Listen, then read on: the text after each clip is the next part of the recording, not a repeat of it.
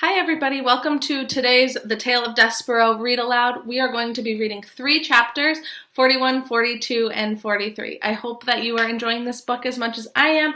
We are getting so very close to the end, and I just can't wait to see what happens. Let's get started here. Chapter 41, The Tears of a King. Despereaux found the king in the Pease room, sitting on his oldest daughter's bed, clutching the tapestry of her life to his chest. He was weeping, although weeping really is too small a word for the activity that the king had undertaken. Tears were cascading from his eyes. A small puddle had formed at his feet. I'm not exaggerating. The king, it seemed, was intent on crying himself a river. Reader, have you ever seen a king cry? When the powerful are made weak, when they are revealed to be human, to have hearts, their diminishment is nothing short of terrifying. You can be sure that Despereaux was terrified. Absolutely. But he spoke up anyway. Sir? The mouse said to the king, but the king did not hear him. And as Despereaux watched, King Philip dropped the tapestry and took his great golden crown from his lap and used it to beat himself on the chest over and over again. The king, as I have already mentioned, had several faults. He was nearsighted. He made ridiculous, unreasonable, difficult-to-enforce laws, and, much in the way of Mary so, he was not exactly the sharpest knife in the drawer. But there was one extraordinary, wonderful, admirable thing about the king. He was a man who was able and willing to love with the whole of his heart, and just as he had loved the queen with his whole of his heart, and just as he had loved the queen with the whole of his heart, so too he loved his daughter with the whole of it, even more than the whole.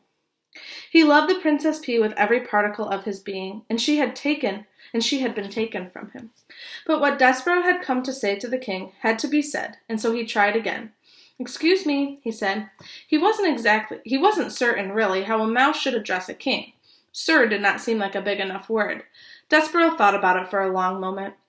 He cleared his throat. He spoke as loudly as he was capable of speaking. Excuse me, most very honored head person.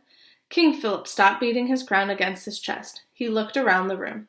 Down here, most very honored head person, said Despereaux. The king, tears still falling from his eyes, looked at the floor. He squinted. Is that a bug speaking to me? He asked. No, said Despereaux. I am a mouse. We've met before.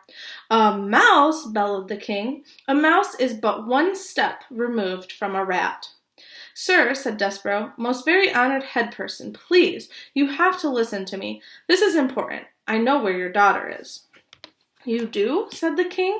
He sniffed. He blew his nose on his royal cloak. Where? He said as he bent over to look more closely at Despereaux. 1 tear, 2 tears, 3 enormous king-sized tears fell with an audible plop onto Despereaux's head and rolled down his back, washing away the white of the flower and revealing his own brown fur. Sir, most very honored head person, sir, said Despereaux as he wiped the king's ears out of his eyes. She's in the dungeon. Liar, said the king. He sat back up. I knew it. All rodents are liars and thieves. She is not in the dungeon. My men have searched the dungeon. But no one really knows the dungeon except the rats, sir. There are thousands of places where she could be hidden, and only the rats would know. Your men would never be able to find her if the rats did not want her found. Ack, said the king, and he clapped his hands over his ears. Do not speak to me of rats and what they know, he shouted. Rats are illegal. Rats are against the laws. There are no rats in my kingdom. They do not exist. Sir, most very honored head person, that is not true. Hundreds of rats live in the dungeon of this castle. One of them has taken your daughter, and if you will send... The king started humming. I can't hear you, he stopped to shout. I cannot hear you. And anyway, what you say is wrong because you are a rodent and therefore a liar. He started to hum again, and then he stopped and said, I have hired fortune-tellers and a magician. They are coming from a distant land. They will tell me where my beautiful daughter is. They will speak the truth. A mouse cannot speak the truth. I am telling you the truth, said Despereaux. I promise. But the king wouldn't listen. He sat with his hands over his ears. He hummed loudly. Big fat tears rolled down his face and fell to the floor. Despereaux sat and stared at him in dismay. What should he do now? He put a nervous paw up to his neck and pulled at the red thread, and suddenly his dream came flooding back to him. The dark and the light and the knight swinging his sword, and the terrible moment when he had realized that the suit of armor was empty. And then, reader, as he stood before the king, a wonderful, amazing thought occurred to the mouse. What if the suit of armor had been empty for a reason? What if it had been empty because it was waiting for him? You know me. That was what the knight in his dreams had said. Yes, said Despereaux out loud in wonder. I do know you. I can't hear you, sang the king. I'll have to do it myself, said the mouse. I will be the knight in shining armor. There is no other way. It has to be me. Despereaux turned. He left the weeping king. He went to find the threadmaster. Chapter 42, The Rest of the Thread. The threadmaster was sitting atop his spool of thread, swinging his tail back and forth and eating a piece of celery. Well, look here, he said when he saw Despereaux. Would you just look at that? It's the mouse who loved a human princess, back from the dungeon in one piece. The old threadmaster would say that I didn't do my job well, that because you are still alive, I must have tied the thread incorrectly. But that is not so.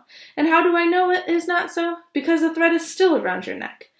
He nodded and took a bite of his celery. I need the rest of it, said Despereaux. The rest of what? Your neck? The rest of the thread. Well, I can't just hand it over to any old mouse, said the threadmaster. They say red thread is special, sacred, though I myself, after having spent so much time with it, know it for what it is. What is it? Said Despereaux. Thread, said the threadmaster. He shrugged and took another loud bite of celery. Nothing more, nothing less. But I pretend, friend, I pretend. And what, may I ask, do you intend to do with the thread?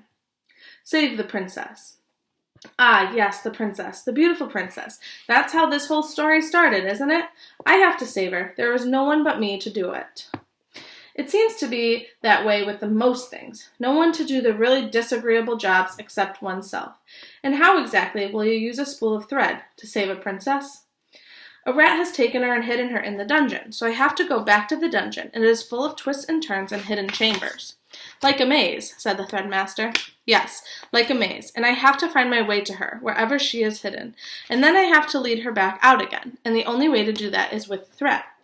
Gregory the jailer tied a rope around his ankle so that he would not get lost. As the mouse said this, he shuddered, thinking of Gregory and his broken rope, dying, lost in the darkness.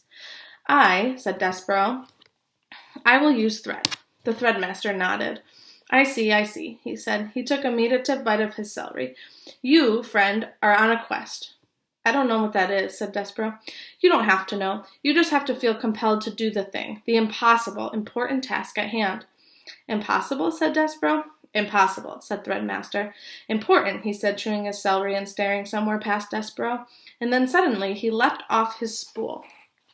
Who am I to stand in the way of a quest, he said. Roll her away. I can have it? Yes, for your quest. Despereaux put his front paws up and touched the spool. He gave it an experimental push forward. Thank you, he said, looking into the eye of the Threadmaster. I don't know your name. Hovis. Thank you, Hovis. There's something else. Something that belongs with the thread. Uh-oh, I lost my place. Something that belongs with the thread. Hovis went into a corner and came back with a needle. You can use it for protection. Like a sword, said Despereaux. Like a knight would have. Yes, said Hovis. He gnawed off a length of thread and used it to tie the needle around Despereaux's waist. Like so. Thank you, Hovis, said Despereaux. He put his right shoulder against the spool of thread and pushed it forward again. Wait, said Hovis. He stood up on his hind legs, put his paws on Despereaux's shoulder, and leaned in close to him. Despereaux smelled the sharp, clean scent of celery as the Threadmaster bent his head, took hold of the thread around Despereaux's neck in his sharp teeth, and pulled on it hard. There, said Hovis, when the piece of thread broke and dropped to the ground. Now you're free. You see, you're not going into the dungeon because you have to. You're going because you choose to. Yes, said Despereaux, because I'm on a quest.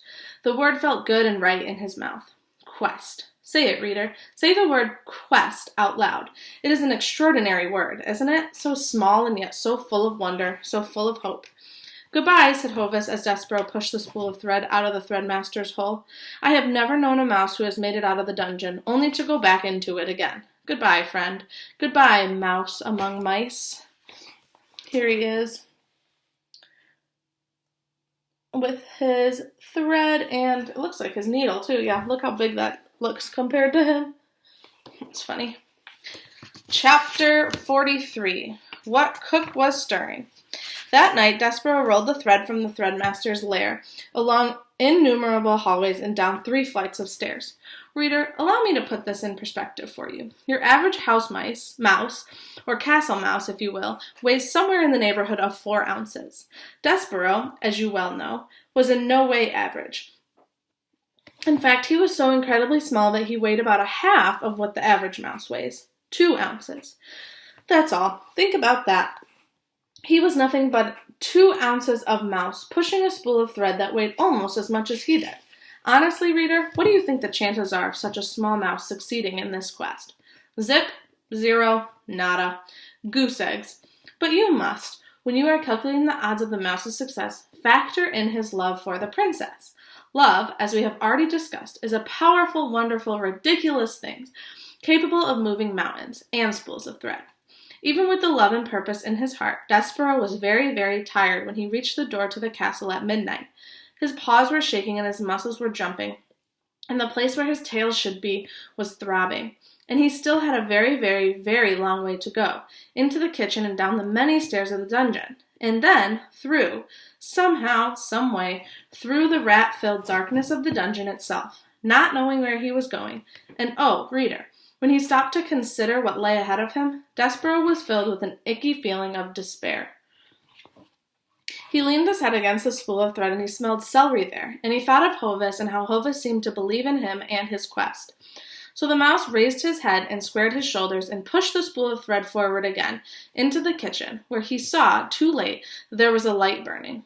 Despereaux froze. Cook was in the kitchen. She was bent over the stove. She was stirring something. Was it sauce? No. Was it stew? No. What Cook was stirring was soup. Soup, reader! In the king's very own castle, against the king's laws, right under the king's very nose, Cook was making soup. As the mouse looked on, Cook put her face into the steam rising from the pot and took a deep breath.